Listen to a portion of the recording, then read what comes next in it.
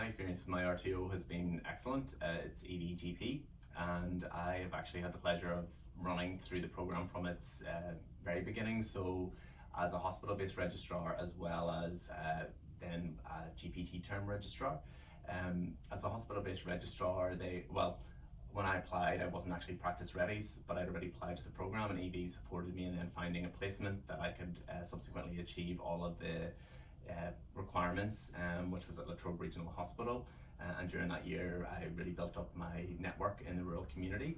EV then have also offered really excellent training to date.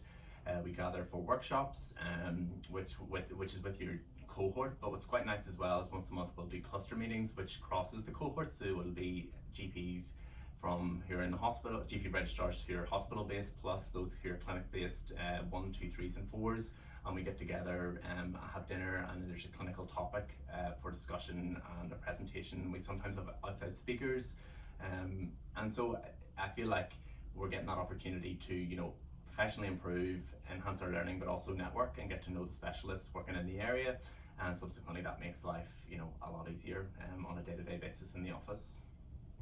Yeah, I agree. So training with MCCC is something that makes you feel like you're part of something bigger, and starting off from, like what you mentioned, the workshops, the face-to-face teaching, we have some webinars as well that happen every now and then, and the regular contact you have with medical educators actually gives you an insight into where you're headed in the future and what it's like to be a fellow.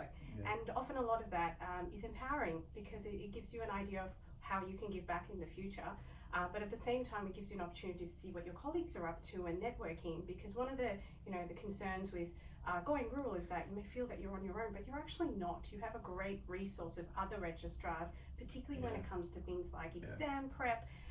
Your RTO generally supports you really well. We have exam prep workshops for the writtens, we have exam prep workshops for the OSCEs, and often you're actually on a one-to-one basis with your medical educators and the head of the RTO. So they're only a phone call or an email away, and they actually make practice visits. So they will drive out to where you are and have a face-to-face meeting with your practice manager.